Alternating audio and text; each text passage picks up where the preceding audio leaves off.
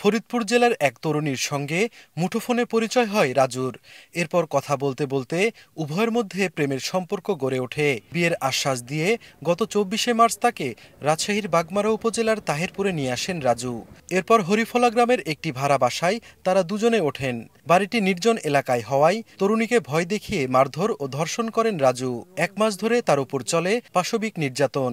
একাধিকবার পালিয়ে যাওয়ার চেষ্টা করেও ব্যর্থ হয়েছে। বুধবার বাড়ির পাশের লোকজন বিষয়টি টের পেয়ে স্থানীয় কাউন্সিলরকে জানালে তিনি পুলিশে খবর দেন। পুলিশ এসে নির্যাতনের শিকার তরুণীকে উদ্ধার করে। পরে তাকে রাজশাহী মেডিকেল কলেজ হাসপাতালের ওয়ান স্টপ ক্রাইসিস সেন্টারে ভর্তি করা হয়। আটক করা হয় অভিযুক্ত রাজুকে। বাসার ভিতরে দেখলাম মিয়া কান্দাকান্দি চিল্লাচিল্লি করছে, সেটা পুলিশ আছে। দেখালো অনেক কয় জায়গা মারার চিহ্ন লাল লাল হয়ে আছে। আপনারা আমাকে কোনো কাগজপত্র দেখাতে পারেন না পারা বিধায় মেয়েটার উপরে নির্যাতন মারধর হয়েছে।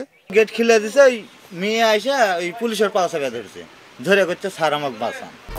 1, 2, 3 ঢাকায় জমি জিতে নিন 100% ক্যাশব্যাক সহ 20 কোটি টাকার পুরস্কার।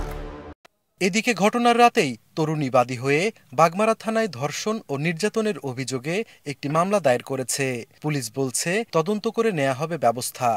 স্থানীয় কাউন্সিলর সহ আমাদের তাহেরপুরের যে পুলিশ আছে সেখানে যায়, গিয়ে মেয়েটিকে উদ্ধার করে।